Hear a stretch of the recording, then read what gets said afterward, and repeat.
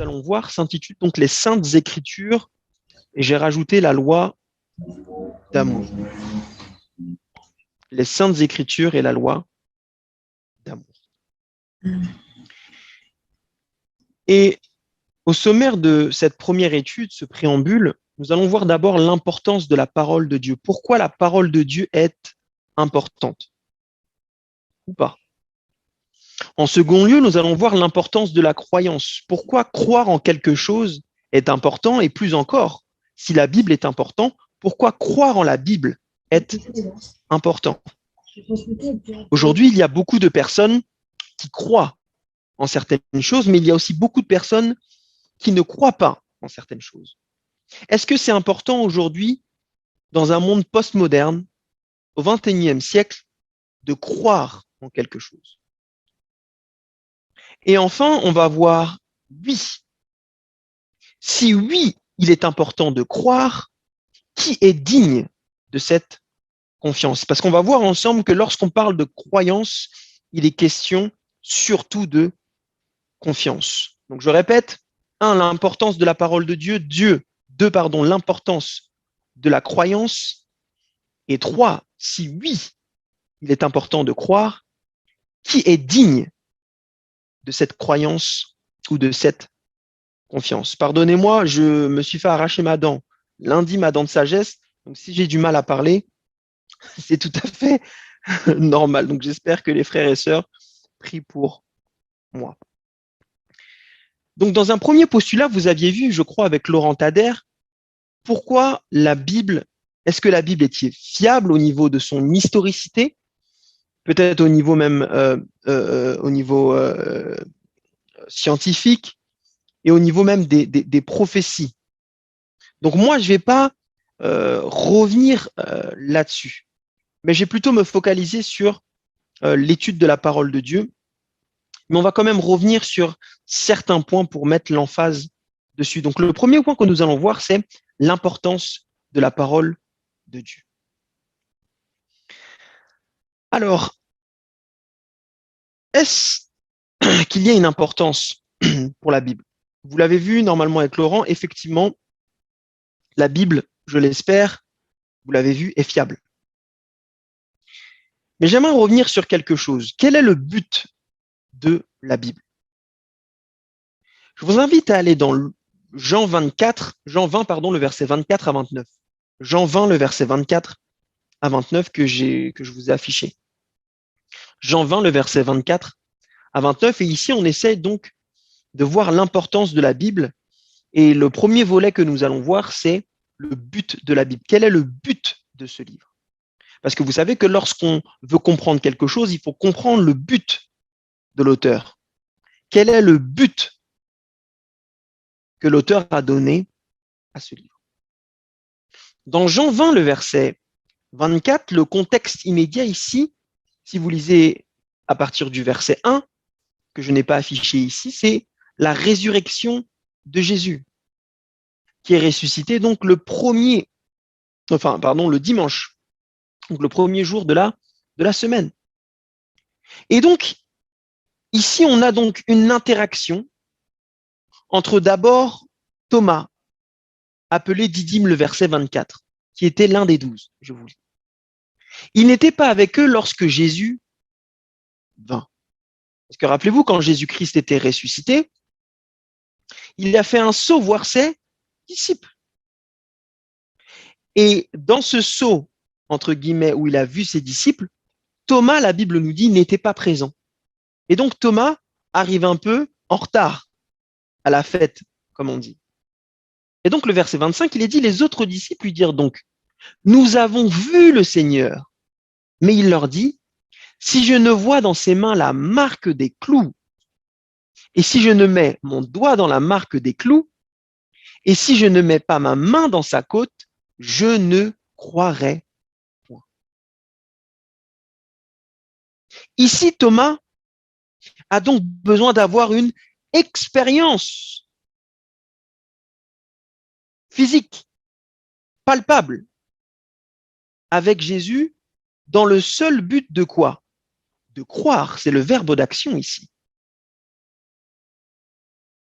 Première fois, effectivement, à partir du verset 24, que ce mot est employé. Maintenant, verset 26, 8 jours après, les disciples de Jésus étaient de nouveau dans la maison. Et Thomas se trouvait maintenant avec eux. Jésus alors vint. Les portes étant fermées, se présenta au milieu d'eux et dit, la paix soit avec vous. Puis il dit à Thomas, avance ici ton doigt et regarde mes mains. Avance aussi ta main et mets-la dans ma côte, dans mon côté, et ne sois pas incrédule, mais quoi?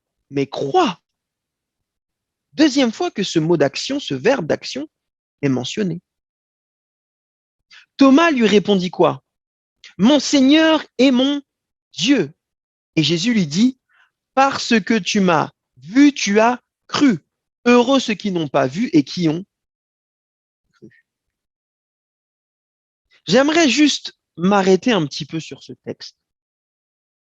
Petite exégèse, pardon. Parfois, nous lisons vite, mais lorsque je lis cette histoire-là, je me dis, mais c'est quand même incroyable cette histoire. Le verset 27, c'est Jésus qui vient à Thomas et qui lui dit ce que Thomas doit faire. Mais quand on a lu le verset 24, lorsque Thomas a dit aux disciples, si je ne vois dans ses mains la marque des clous et si je ne mets mon doigt et ma main dans sa côte, son côté, je ne croirais pas. Est-ce que Jésus était présent physiquement à cet instant-là? Non. Donc on voit que dans le verset 26 à 28, il y a une expérience surnaturelle qui se passe.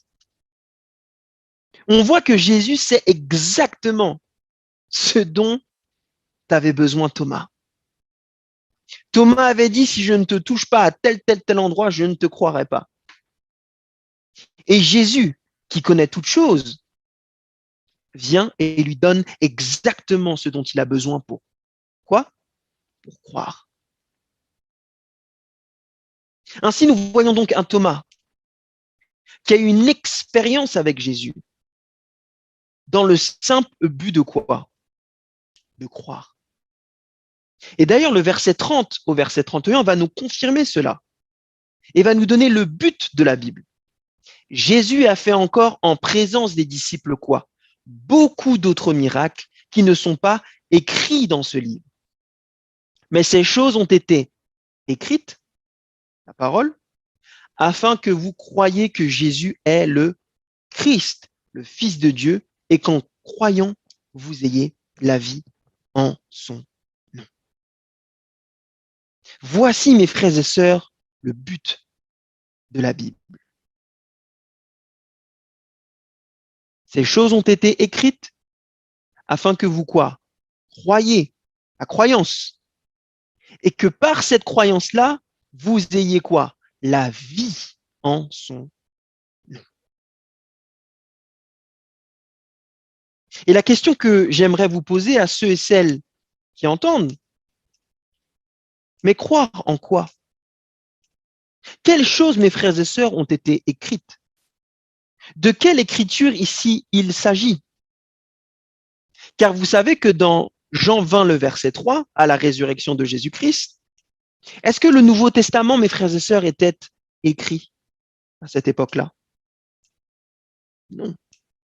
Le Nouveau Testament n'avait pas été encore écrit. Donc, quand la Bible dit que ces choses ont été écrites afin que vous croyiez, on parle au départ de quelle écriture? Du Nouveau Testament? Non, ça n'a pas été écrit. On parle bien ici de l'Ancien Testament. Et ça ne sort pas de n'importe quelle bouche, ça sort de la bouche de qui? De Jésus-Christ lui-même, donc aucune ambiguïté possible. Jésus-Christ disait que c'est aussi par l'Ancien Testament que l'Ancien Testament a été écrit afin que les personnes puissent croire et qu'en croyant, ils aient la vie en son nom. Et c'est d'ailleurs pour ça que Paul va dire ceci dans 2 Timothée 3, le verset 16, toute écriture. Qu'est-ce qu'englobe toutes, mes frères et sœurs? Tout englobe tout. Quand je dis toute ma voiture, J'englobe quoi? Toute ma voiture. Je prends tout ce qu'il y a dans ma voiture. Donc, quand la Bible dit toute écriture, c'est sans équivoque. C'est bien toute écriture est inspirée de Dieu, utile pour enseigner, pour convaincre, pour corriger, pour instruire dans la justice. Maintenant, question. Dans le contexte global, ici, c'est une lettre à Timothée pour l'exhorter dans son ministère à garder la foi et l'agaper malgré les souffrances qui vont venir. C'est ça le contexte.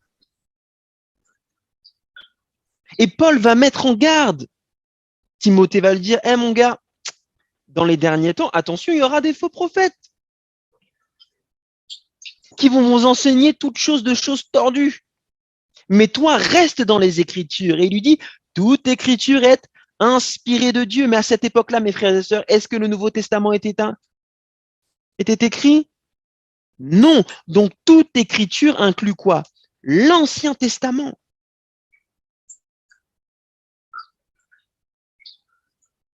Donc, l'Ancien et le Nouveau, mes frères et sœurs, sont inspirés de Dieu.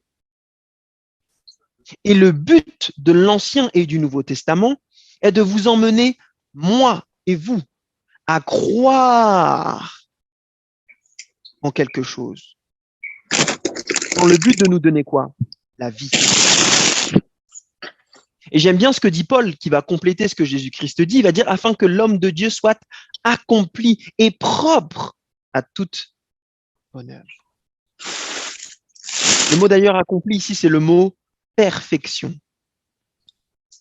Pour ceux et celles qui viennent d'arriver, je vous invite à éteindre votre micro pour qu'on puisse s'entendre par la grâce de Dieu et qu'il n'y ait pas d'écho.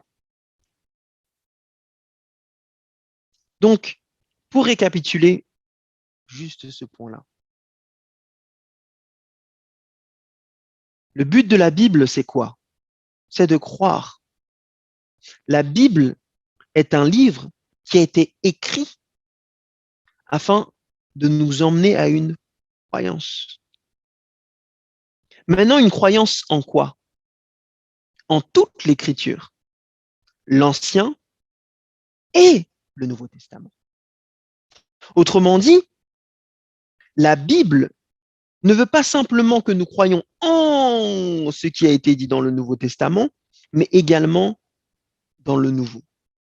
Le Nouveau n'est pas sans l'Ancien, et l'Ancien n'est pas sans le Nouveau. C'est toute l'Écriture qui est inspirée et utile. Je ne sais pas pour vous, mais moi, quand quelque chose est utile, je ne le laisse pas dormir dans un coin. Lorsque vous avez des examens, vous prenez le maximum de ressources que vous avez. Et vous ne laissez pas ce qui vous est utile sur le côté. Malheureusement, aujourd'hui, beaucoup laissent l'Ancien Testament de côté et ne peuvent malheureusement avoir une pleine révélation. De qui? De Dieu. On va voir qu'il s'agit de ça. Maintenant, le but de la Bible donc est de croire en quoi? En toute l'Écriture, l'Ancien et le Nouveau. Pourquoi? Parce qu'en connaissant mieux ces écrits, on devient libre du péché, accompli et propre. Perfection. Et bien évidemment, comme il était dit dans Jean 20, on a donc la vie éternelle avec Dieu. Vie éternelle, bien évidemment, qui est un concept religieux. Ici, je parle avec les mots de la Bible. Ainsi, le but de la Bible est de croire, mes frères et sœurs, afin de croître. Et que cette croyance, bien évidemment, se transforme en conviction. Et que cette conviction nous permette de croître et d'avoir une vie. Et donc, c'est en ça que la Bible est importante. Parce qu'elle nous permet de croire et que par cette croyance-là, cela nous emmène à quelque chose d'éternel, à quelque chose de parfait. La Bible nous permet de croître et de croire avant de croître. D'ailleurs, Dwight Moody, un auteur, disait ceci: la Bible n'a pas été donnée pour notre information, mais pour notre transformation. J'aime beaucoup cette phrase. Dwight Moody qui a écrit des, des pages et des pages sur la prière. Je pense qu'il avait compris quelque chose. Il avait compris que la Bible n'est pas simplement un livre d'information, comme un livre que vous lisez comme ça, mais qu'il contient le pouvoir de nous et de me transformer. Alors, est-ce que croire est si important que ça? D'après la Bible, oui. Mais croire d'abord, c'est quoi? Parce que parfois, on va très vite.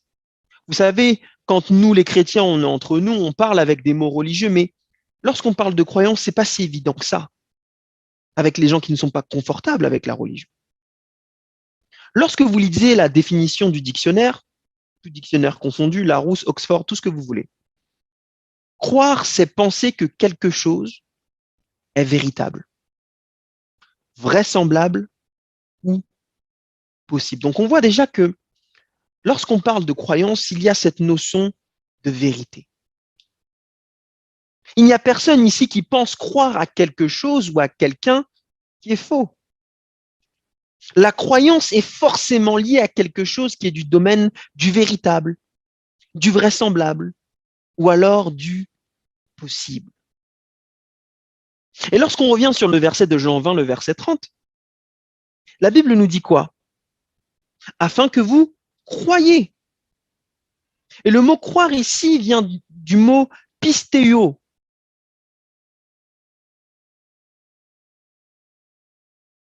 qui parle ici de la croyance. Et d'ailleurs, piste, ça veut dire la foi. Et lorsqu'on regarde le Strong, le mot en question, dans le mot original en grec, c'est penser être vrai, être persuadé de, donner du crédit. Et regardez bien, placer sa confiance en, confier une chose à quelqu'un, par exemple, sa fidélité. Donc on voit ici deux notions, que croire est lié à la vérité. Personne ici voudrait croire en quelque chose qui est faux. Lorsque nous votons pendant les élections ou que nous votons pour un candidat, nous voulons penser, nous voulons croire que ce qu'il propose dans son mandat est quelque chose qui est vraisemblable, véritable et également possible. Personne ne vote pour un candidat où on pense que son programme est faux. Donc la croyance, je le répète, est basée sur quelque chose de vrai. Et la Bible nous dit que c'est en réalité une question de vie ou de mort. Et la troisième notion qui est dite ici, c'est que cette croyance n'est pas simplement basée sur la vérité, elle n'est pas simplement une question de vie ou de mort d'après la Bible, mais elle est aussi une question de confiance. Maintenant, je ne sais pas pour vous, mais faire confiance, c'est difficile. Comment ce livre peut amener des personnes à faire confiance à quelqu'un ou à quelque chose? Comment quelqu'un arrive-t-il à ce point à croire et donc placer sa confiance en quelque chose ou en quelqu'un, et notamment ici, dans ces Écritures? Vous savez, aujourd'hui, il y a beaucoup de raisons pour lesquelles les personnes disent qu'ils croient. La première raison est une raison qui est plutôt sociologique. Des personnes croient en quelque chose à cause de leur culture. Parce que ma culture est une culture africaine, parce que ma culture est une culture haïtienne, parce que ma culture est une culture malgache, parce que ma culture est une culture mexicaine. etc., etc. Je crois en ces choses-là parce que ma culture m'a influencé, parce que ma culture me l'impose. Je vous donne un exemple. Dans beaucoup de cultures, c'est OK de frapper sa femme. Et vous avez beau leur expliquer que moralement, éthiquement, ce n'est pas bon et qu'il ne faudrait pas croire en ce genre de, de choses. Ces personnes-là croient en ça parce que leur culture, ils font ça depuis et que c'est normal.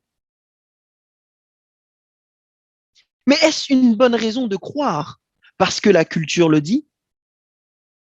D'autres, ce sont leurs amis, d'autres, leurs parents, d'autres, la société. Bref, tous ces facteurs-là, on appelle ça des facteurs sociologiques.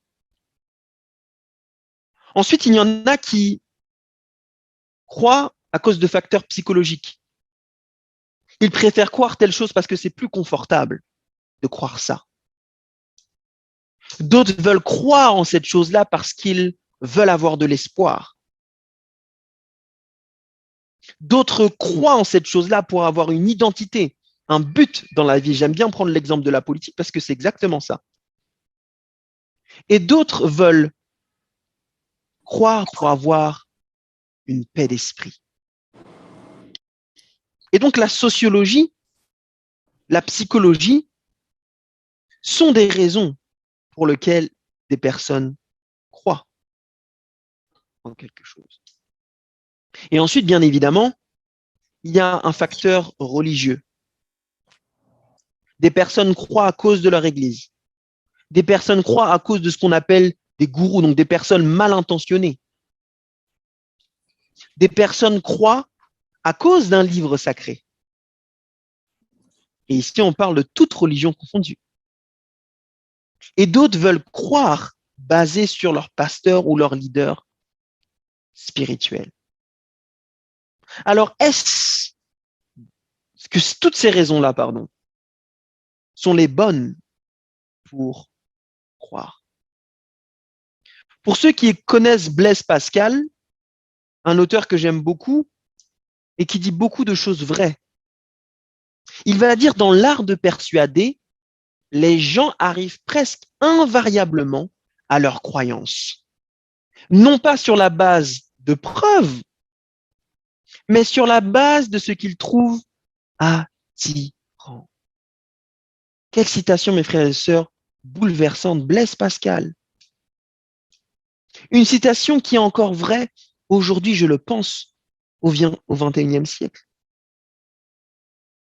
Avons-nous raison de croire en quelque chose ou de faire confiance à quelque chose ou à quelqu'un en se basant simplement sur ce qui nous attire, sur ce que nous ressentons?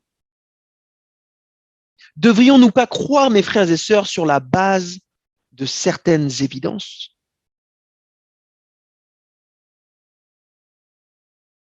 J'aimerais vous raconter cette histoire avec cette illustration. Qu'est-ce que vous voyez ici? Une très belle photo. Qu'est-ce qu'on y voit? On y voit un homme ou une femme, je ne sais pas, qui est sur le point de quoi? De sauter. Et cette personne-là croit qu'en sautant, elle peut voler. J'aimerais vous répéter le contexte. C'est une personne qui croit qu'en sautant, elle a la possibilité de voler. Maintenant, question.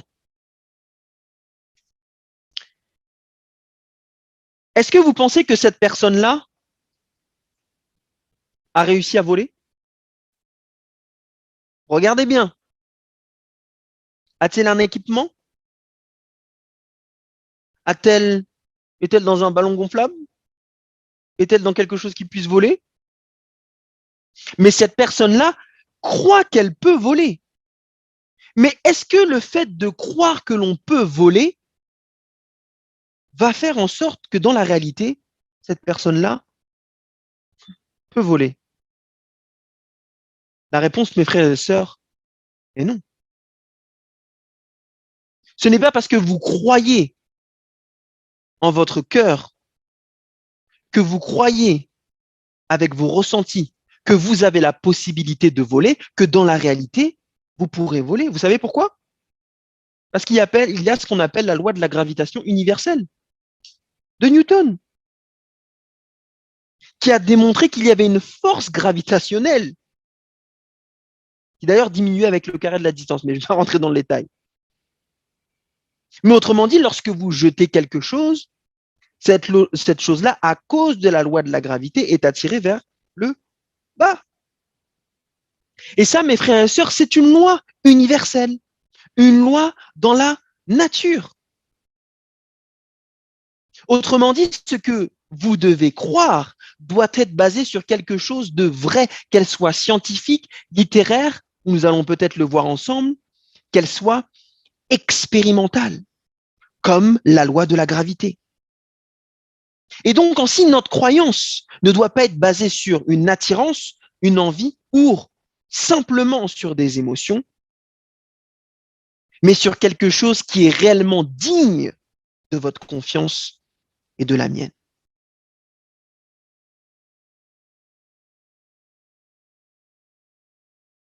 D'ailleurs, laissez-moi vous raconter cette petite histoire pour peut-être des jeunes qui connaissent, moins jeunes qui connaissent Dragon Ball Z.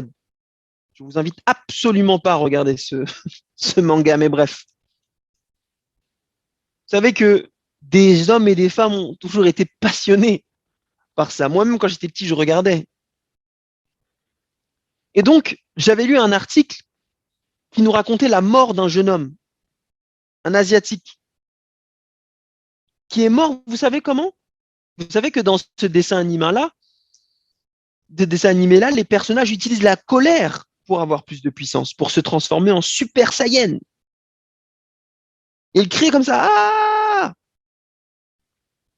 Et cet article-là nous disait qu'un homme a essayé de se transformer en Super Saiyan parce qu'il croyait qu'il pouvait faire comme les personnes dans ce manga. Et vous savez quoi? Il a essayé, il a crié, il a essayé. Rupture d'anévrisme. Hop, mort sur le coup. Vous voyez, mes frères et sœurs, où une mauvaise croyance peut nous emmener à la mort. Et donc ici, sa croyance n'était pas basée sur quelque chose de palpable, mais sur, comme disait Blaise Pascal, sur ce qu'il trouvait attirant, sans la base de preuve. Et c'est d'ailleurs pour ça que dans Actes, la Bible va nous dire ceci dans la King James version française que j'ai traduit. Après avoir traversé Amphipolis et Apollonie, ils arrivèrent à Thessalonique où était une synagogue de Juifs. Et Paul, selon sa manière, entra vers eux.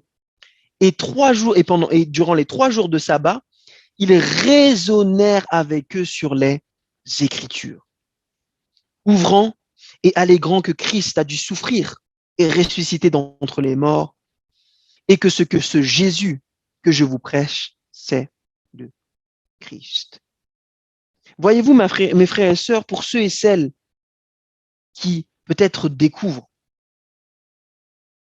le christianisme ou la Bible n'a jamais été simplement un livre d'émotion et d'expérimentation, ou même de science, on va le voir un petit peu tout à l'heure. C'est un livre aussi, mes frères et sœurs, où la foi et la raison peuvent cohabiter.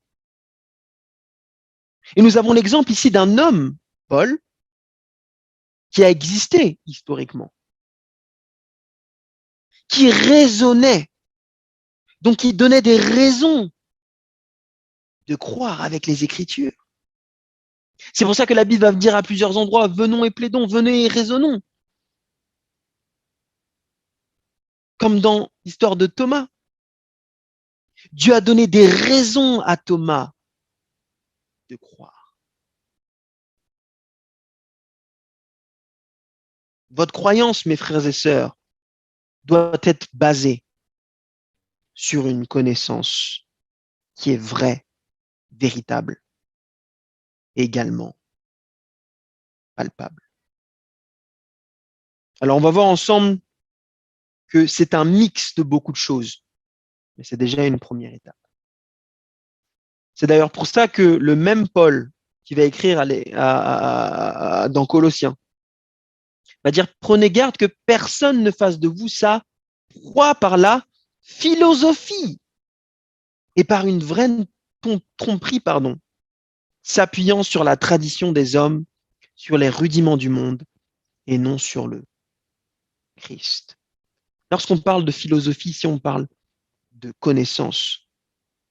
Et donc ici la Bible nous dit attention, il y a une fausse connaissance qui circule, qui veut nous empêcher d'arriver à cette croyance, qui veut nous empêcher peut-être de faire confiance à quelque chose ou quelqu'un qui est digne de notre confiance. Et lorsqu'on parle de croyance, on parle bien évidemment de connaissance. Parce qu'on ne peut pas croire à quelque chose qu'on ne connaît, point. Et dans Jean 17, ici, les notions, le verset 3, or la vie éternelle, c'est qu'ils te connaissent. Encore une fois, on voit ici la corrélation entre avoir la vie et le fait de connaître. Toi, le seul vrai Dieu, est celui que tu as envoyé, Jésus-Christ. Cette croyance, en réalité, c'est le fait de connaître Dieu. Et le moyen que Dieu a utilisé, un des moyens, qui est le premier moyen, par lequel tous les autres moyens doivent être testés, n'est autre que ces écrits, on l'a vu tout à l'heure. En réalité, cette croyance doit nous emmener à connaître Dieu, c'est-à-dire qui il est. Et lorsqu'on prend un livre, on a vu le but de l'auteur, c'est de nous emmener à croire en quoi? À croire en réalité en qui il est, à voir s'il est digne de confiance.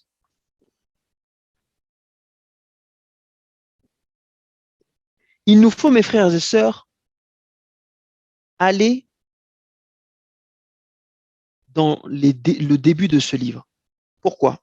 En théologie, il y a ce qu'on appelle la loi de la première fois mentionnée. Je répète, il y a en théologie ce qu'on appelle la loi de la première fois mentionnée. Si la Bible nous invite à connaître en réalité qui est Dieu, il nous faut regarder là où est mentionné Dieu pour la première fois. Alors je vous invite à aller, à cause de cette loi d'herméneutique, on va en parler dans la prochaine présentation, je l'espère. La loi de la première fois mentionnée, où est mentionné Dieu pour la première fois? Genèse 1, le verset 1. Au commencement, Dieu, et ça s'arrête là. Au commencement, Dieu, et on va s'arrêter là. On va pas lire la suite pour l'instant. OK? Au commencement, Dieu. Il y a tellement de choses à dire juste sur ce verset-là, je vous assure. Donc au commencement, le texte est clair, il y avait donc Dieu. Mais qui est Dieu? Qui est donc cette personne qui est introduite dès le début du livre?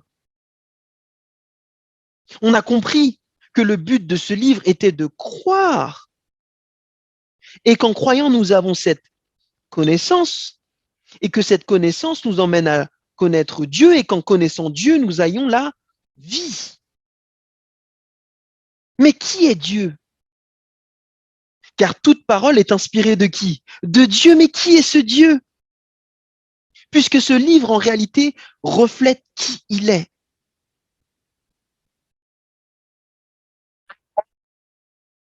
Qui est Dieu? Vous savez que la Bible répond à cette question dans 1 Jean 4, le verset 8 et 1 Jean 4, le verset 16. En réalité, dans toute la Bible, on n'a pas le temps, mais c'est les versets les plus directs. Au commencement, il y avait donc Dieu. Mais Dieu Qui est-il? Il est, en anglais c'est le mot being, donc il est dans son essence l'amour, c'est-à-dire ici l'agapé. Un amour qui est centré simplement sur les autres. Dieu est amour. Il n'est pas simplement justice. Il est dans sa nature. Ce qui veut dire, mes frères et sœurs, que quand je dis qu'il est dans sa nature, qu'est-ce que ça implique? Ça veut dire que quand il fait quelque chose, tout ce qu'il fait n'est que la conséquence de cette nature-là. Quand Dieu agit, cette réalité-là ne peut pas être déconnectée de sa nature.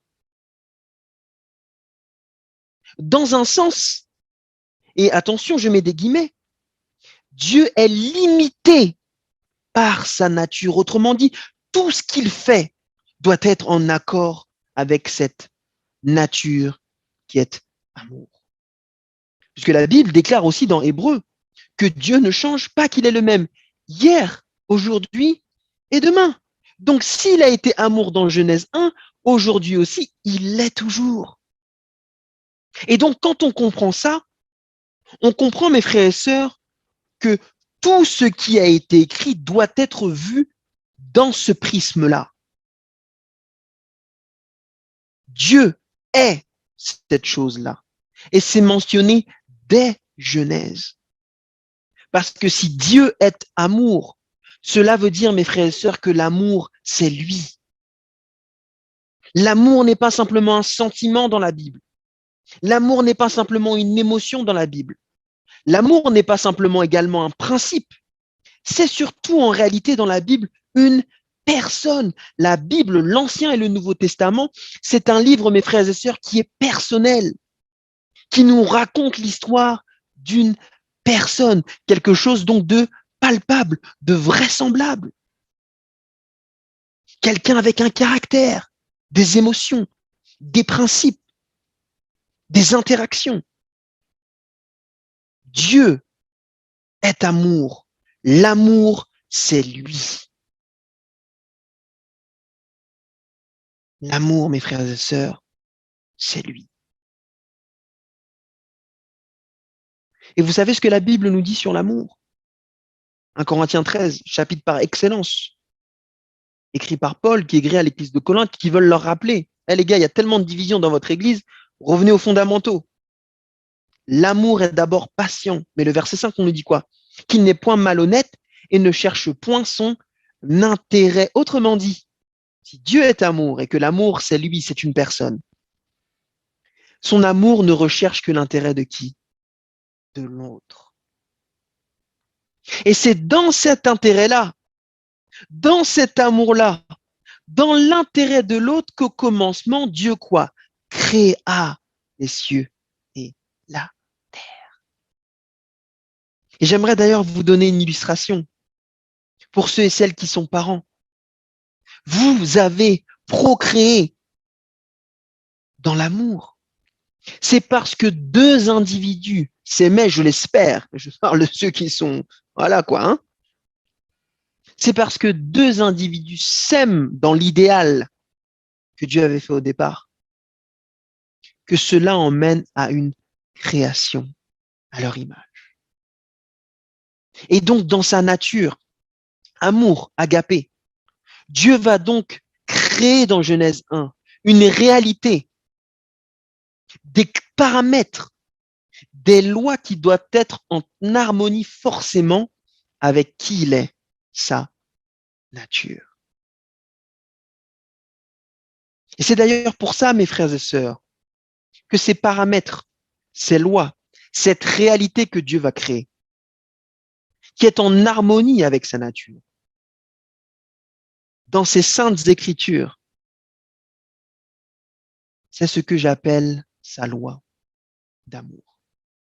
Et quand on comprend en réalité que Dieu est comme il est et qu'il ne peut pas changer, que c'est dans ce prisme-là que nous devrions voir toutes ces actions, tout ce qui a été donné, toute la réalité qui a été créée. Loi de la première fois mentionnée. Tout doit être vu sous ce prisme-là. est-il digne de notre croyance? Est-il digne de notre croyance? Lorsqu'on parle de sa loi d'amour, lorsque la loi a été donnée, on parle ici des 10 commandements, Exode 20. Je vous invite à le lire et on va le lire ensemble. Exode 20, on va lire à partir du verset 1. Et on va voir qu'à travers ce prisme-là, vous allez voir que les choses changent. Alors, verset 1, Dieu. Mais si l'amour, c'est Dieu, on peut remplacer Dieu par quoi, mes frères et sœurs? Par l'amour. Et donc, l'amour prononça toutes ces paroles en disant, je suis l'Éternel, ton amour, qui t'ai sauvé du pays d'Égypte et de la maison de la servitude. Dieu est amour et c'est dans son amour, mes frères et sœurs, qu'il sauve. Lorsqu'il sauve, c'est une réalité. Mais c'est une réalité qui est soumise à quoi? À sa nature. Et donc, quand on comprend ça, on voit que Dieu introduit ces 10 paroles, ces 10 commandements sous le prisme de quoi? De qui il est. Il réitère qui il est. Vous savez pourquoi? Pour que tout ce qui soit dit après ait un sens dans ce prisme-là. Et donc, dans ce prisme-là de l'amour, Dieu dit, tu n'auras pas d'autre Dieu devant ma face. Tu ne te feras point d'image taillée, on va lire rapidement. Tu ne te prosterneras point devant elle. Tu ne les serviras point. Tu ne prendras point mon nom en vain. Souviens-toi du jour du repos pour le sanctifier. Tu travailleras 6 jours, parlant du sabbat, le samedi. Honore ton père et ta mère afin que tes jours soient prolongés. Tu ne tueras point, tu ne commettras point d'adultère, tu ne déroberas point, etc., etc. Tout le livre prend son sens dans ce prisme-là. Maintenant, voyez-vous l'amour dans cette loi? Premier verset, on oublie. L'amour prononça toutes ces paroles, déjà. Mais quand on comprend ça, on comprend, mes frères et sœurs, que les premiers versets nous invitent à aimer Dieu, à aimer cette personnalité, cette personne, en n'ayant point d'autre Dieu devant notre face, c'est-à-dire en ne le regardant que lui, en ne faisant point d'image taillée d'autres dieux, en ne se prosternant que devant lui, parce qu'il est digne. On va le voir ensemble. De l'adorer un certain jour parce qu'il en est digne. Tout notre amour devrait d'abord être tourné vers lui. C'est ce que ces lois disaient et dit encore aujourd'hui. Et le fait de ne pas tuer son prochain, de ne pas commettre d'adultère, de ne pas voler, de ne pas témoigner contre son prochain, de ne pas convoiter la femme de son prochain. Regardez comment le mot prochain est répété. Beaucoup de fois. Parce qu'on aura peut-être l'occasion de voir ensemble, mais quand la Bible répète quelque chose, c'est qu'elle veut mettre l'emphase. Il y a une leçon à prendre. Et donc, les derniers commandements nous invitent en réalité, c'est une invitation à aimer notre prochain. Parce que l'amour, mes frères et sœurs, ne force pas, l'amour ne fait que proposer et attend patiemment que cette proposition soit acceptée. Parce qu'encore une fois, c'est l'amour qui prononça ces paroles. Aimer Dieu et aimer son prochain, en réalité, la loi est résumée par cela. C'est la loi d'amour. Et c'est le but de cette loi et de ce livre. Et d'ailleurs, la Bible va nous dire ceci. Maître, Matthieu 26, le verset 36. Maître, quel est le grand commandement de la loi? Le pharisien lui demandait. Jésus lui dit, tu aimeras le Seigneur ton Dieu de tout ton cœur, de toute ton âme et de toute ta pensée. C'est ça le premier commandement. aimer Dieu. Et voici le second qui lui est semblable. L'un ne peut pas exister sans l'autre. Vous ne pouvez pas connaître l'amour, c'est-à-dire la personne de Dieu, et ne pas aimer votre prochain, car tu aimeras ton prochain comme toi-même. De ces deux commandements dépendent toute la loi et les prophètes. Donc la loi est résumée en celle-ci. Aimer Dieu et aimer son prochain. La loi de l'Ancien Testament n'ont pas été abolies. Mais Dieu a dû résumer la loi pour qu'il revienne à l'essence même de ce qu'il avait dit dans l'Ancien Testament, puisque ces deux commandements dépendent toute la loi et les prophètes. On n'aurait pas le temps d'étudier, mais la loi et les prophètes, c'est l'Ancien Testament, mes frères et sœurs. C'est la syntaxe qui est utilisée pour la loi et les prophètes.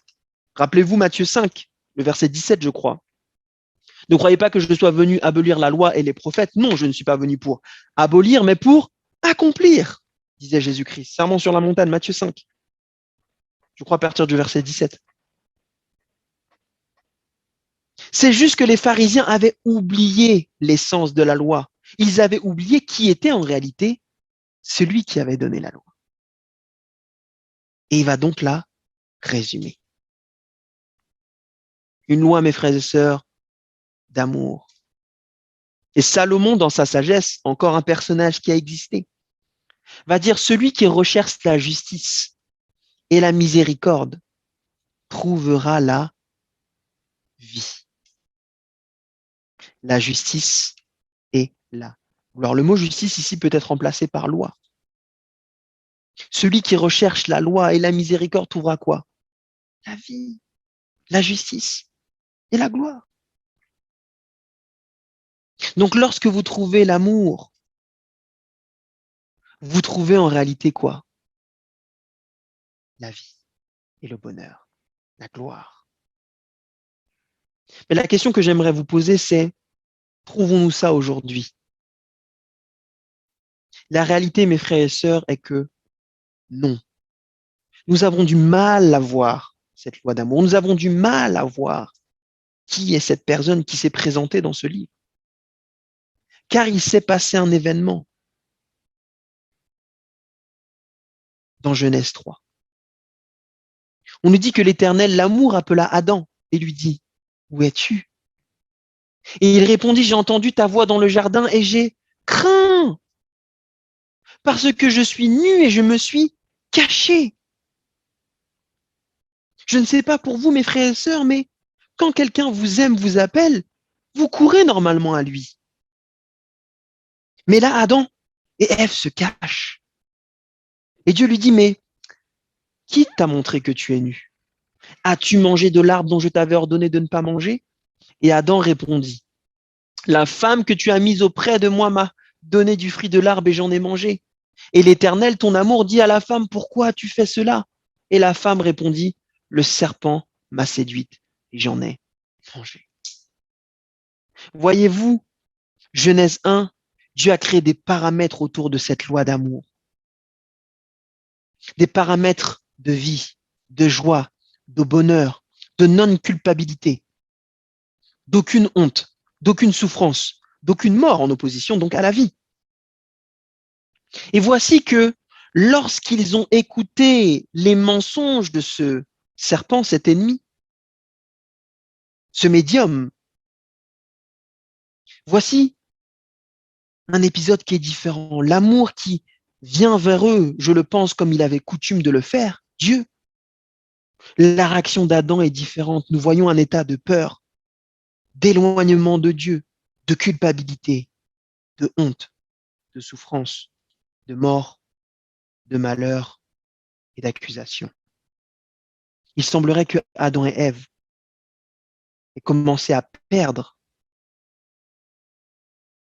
qui était Dieu dans leur tête.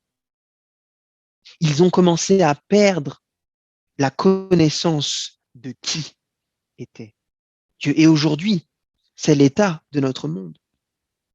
Dieu est l'homme le plus détesté au monde. Les gens, mes frères et sœurs, aiment plus des représentations de Satan, satanistes, toutes sortes de clubs, plutôt que Dieu. Dieu est la cause de tous les problèmes pour les gens. Et donc l'homme, avec un grand H, aujourd'hui, excusez-moi, je vais brancher mon ordi, a peur de Dieu, est rempli de honte, de culpabilité. Nous voyons de la souffrance, de la maladie. Serait-il possible, mes frères et sœurs, que nous soyons sortis de ce paramètre d'amour et que nous devons peut-être réapprendre à faire confiance à quelqu'un qui normalement est digne de notre confiance? Car dans sa nature, on l'a vu ensemble, il crée une réalité qui est en harmonie forcément avec son amour. Donc aujourd'hui, tout l'enjeu est là. Ce livre, en réalité, vous permet de réapprendre à connaître qui est cette personne qui aujourd'hui est mal comprise. Et on va voir ensemble, mes frères et sœurs, qu'il y a 3 canaux de transmission pour le connaître à travers la Bible et voir si réellement il est digne de confiance. Ça va être les 3 derniers points. Il y a bien évidemment la Bible. Romains 10, le verset 14, le verset 15. Et comment croiront-ils en celui qui n'ont pas entendu? Et comment en entendront-ils parler s'il n'y a pas quelqu'un qui prêche? Et comment prêchera-t-on si l'on n'est pas envoyé? Selon ce qu'il est écrit, qu'ils sont beaux les pieds de ceux qui annoncent la paix, de ceux qui annoncent de bonnes choses. Mais tous n'ont pas obéi à l'évangile, car Ésaïe dit, Seigneur, qui a cru à notre prédication? Verset 17, la foi vient de ce que l'on entend et ce que l'on entend vient de la parole de Dieu. Donc nous voyons ici que la Bible est un des canaux qui nous permet d'entendre et de comprendre qui est Dieu. On l'a vu ensemble tout à l'heure, on a parlé de la loi d'amour notamment. Donc il y a en premier lieu le premier canal, premier prisme, c'est la Bible. La Bible qui nous invite à re-rentrer dans ce paramètre qui est la loi d'amour. Maintenant, est-ce que la loi d'amour est ailleurs, en dehors de la Bible? En effet, la Bible déjà nous parle d'autre chose. Elle nous dit qu'il n'y a pas simplement la parole qui est un canal pour connaître qui est Dieu. Mais dans Romains 1, le verset 20, on nous dit, en effet, les perfections invisibles de Dieu, sa puissance éternelle et sa divinité se voient comme à l'œil depuis la création du monde. Ça nous renvoie à la création. Quand on le considère dans ses ouvrages, de sorte qu'ils sont inexcusables. Nous parlons de quoi ici? De la science et de la nature. La science et la nature nous parlent aussi, est un des canaux que Dieu a donné afin que l'homme avec un grand H puisse réapprendre à lui faire confiance. Parce qu'il est amour. Prenons un exemple dans la nature. Le cycle de l'eau, quelque chose qu'on a tous appris. Qu'est-ce que fait l'eau? L'eau est précipitée par la pluie ou la neige, qui va descendre ensuite dans les fleuves et les rivières et qui d'ailleurs va alimenter tout un écosystème autour de lui, que ce soit les animaux ou la végétation. Et ensuite, ces fleuves et ces courants vont se jeter où? Dans l'océan et dans les nappes souterraines. Et ensuite, dans ces océans-là, qu'est-ce qui va se passer? Il va se passer un principe d'évaporation. Donc, cette eau va retourner, entre guillemets, au ciel. Et il va y avoir ce principe de condensation. Et tout ça va faire un cercle. Tout est circulaire dans le cycle de l'eau. La précipitation du départ ne pense pas à elle-même. Elle pense à venir alimenter quoi? La terre. Et puis cette eau ne pense pas elle-même dans les fleuves ou dans les courants. Elle pense à alimenter les souterrains, tout l'écosystème autour, et également à s'évaporer pour qu'il y ait de nouveau condensation. Donc on voit ici quelque chose qui n'est pas centré sur elle-même. La loi de la nature n'est pas centrée sur elle-même, elle est centrée sur qui? Sur l'autre. Définition même de l'amour et donc définition même de qui est Dieu. Donc vous voyez que la science et la nature est un moyen de reconnaître et de voir qui est Dieu dans son essence. Parce qu'en voyant la nature, on reconnaît qu'il y a une loi d'amour qui existe même dans la nature. Et que cette loi d'amour-là nous renvoie à qui il est dans sa parole. Mais il n'y a pas que la Bible ou la science ou la nature. Il y a aussi l'expérience, on l'a vu ensemble. Jean 20, le verset 27, le verset 28, on a vu ensemble pour l'histoire de Thomas. Mets ici ton doigt et regarde mes mains, avance aussi ta main et mets-la dans mon côté et ne sois pas incrédule et crois. Est-ce que Jésus-Christ a sorti ici un texte biblique? Non! Il a eu une expérience avec lui personnelle. L'expérience aussi est un canal que Dieu a utilisé pour le connaître. Mais on a vu ensemble que ce n'était pas le seul. Saviez-vous, mes frères et sœurs, qu'il y a des ressources, des livres qui ont été écrits, des études, notamment un livre qui s'appelle Altruism and Health, Perspective from Empirical Research. Donc tout ce qu'on appelle empirisme, c'est tout ce qui est lié à l'expérience. On n'aura pas le temps d'en parler aujourd'hui, mais c'est une des méthodes d'étude. Donc ça a été écrit par Stephen J. Post. Et regardez ce qu'il va dire dans l'un des articles. Il va dire le comportement altruiste fait référence au fait que les personnes partagent leurs propres ressources et énergie avec les autres sans attendre aucune réponse. Ça ressemble à la définition de l'agapé. On dit qu'un nombre croissant d'articles sur les adolescents ont documenté que le comportement altruiste peut servir à améliorer la réussite scolaire des élèves, à réduire le décrochage scolaire, la violence physique, l'intimidation et les problèmes de santé mentale.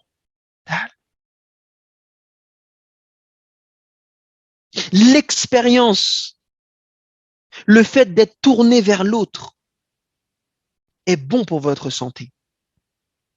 Et pour les personnes âgées, si vous lisez la page 22, il est dit vivre plus longtemps, assure moins de maladies, moins de dépression, moins de démence.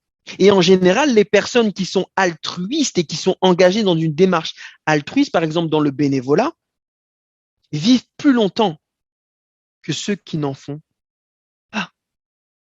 Loi d'amour, mes frères et sœurs.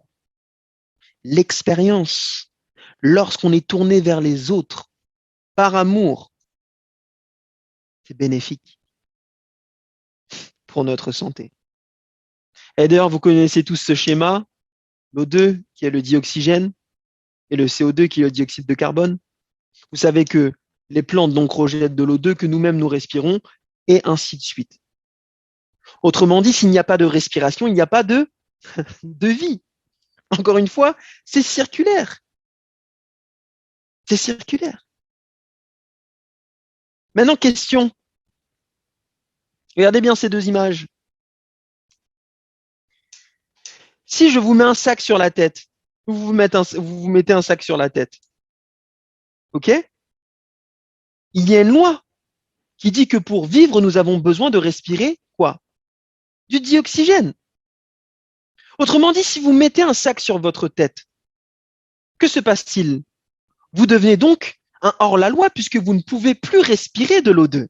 Vous êtes donc en dehors de cette loi. Et c'est parce que vous êtes en dehors de cette loi-là que, inévitablement, que se passe-t-il? Vous mourrez à petit feu. Pourquoi? Parce que la loi qui est que l'homme a besoin de respirer pour vivre est brisée. Et donc, pour revivre, Pour re-respirer à nouveau, vous devez donc enlever ce sac-là. Et en enlevant ce sac-là, que se passe-t-il? Vous re-respirez du dioxygène et donc vous vivez. Vous revenez donc à la loi qui est celle que nous avons besoin, c'est une loi universelle, de respirer du dioxygène pour vivre. Et donc vous revenez à la vie. Voyez-vous, mes frères et sœurs, la raison pour laquelle il y a la mort, ce n'est pas tant parce que des personnes tuent, mais c'est parce que aussi, serait-il possible que nous soyons donc en dehors de cette loi-là d'amour et que nous avons besoin d'y revenir par la grâce de Dieu. Ainsi, la Bible, la science, l'expérience, ces trois ensembles-là permettent, mes frères et sœurs, d'avoir une vérité harmonisée sur cette loi d'amour et sur qui est Dieu. Et c'est cette croyance-là, mes frères et sœurs, parce que la Bible le dit, et la science le montre que Dieu est amour, et que l'expérience aussi le montre que en véhiculant cet amour-là, c'est bon pour notre santé. Dieu, mes frères et sœurs, est digne, au moins, est digne, au moins qu'on puisse apprendre à le connaître. Et les trois, mes frères et sœurs, vont ensemble parce que si vous prenez la science seule, mes frères et sœurs, sans la Bible et sans l'expérience, vous ne reconnaîtrez plus Dieu et vous deviendrez athée. Si vous prenez simplement l'expérience seule, comme beaucoup de personnes en ce moment, c'est la mode. J'ai une expérience. Cela, mes frères et sœurs, mène au mysticisme sans le test de la parole et le test de la science. Et si, mes frères et sœurs, vous ne prenez que la Bible, vous savez qu'aujourd'hui, il y a plus de 44 000 groupes religieux aujourd'hui. Et pourtant, ils ont une seule Bible. Parce que tous disent qu'ils ont la vérité. Mais quand on exclut la Bible de la réalité, de la nature et de la science, et de sa propre expérience avec Dieu, mes frères et sœurs, cela ne veut plus rien dire. Ainsi, je le répète, la Bible, la science et l'expérience sont les évidences que Dieu est digne d'être connu, mes frères et sœurs, et digne de confiance. Et je vous invite à expérimenter ces trois prismes dans votre vie. La première est la suprême, la parole de Dieu, qui est un pas vers la croyance. Mais je vous invite aussi, à travers ce que vous voyez dans la Bible, à voir ce que la science et la nature confirment de ces écritures.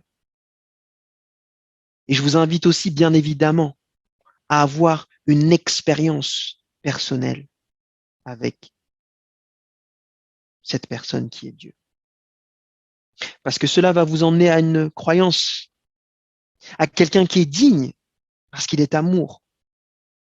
Et que cette croyance se transforme en conviction dans votre cœur et que cette conviction se transforme en transformation, en conversion. Et que cette transformation, conversion se transforme en service, afin de donner la vie que vous avez donnée également aux autres et de donner l'opportunité à vos voisins, à vos amis, de connaître cette personne qui est digne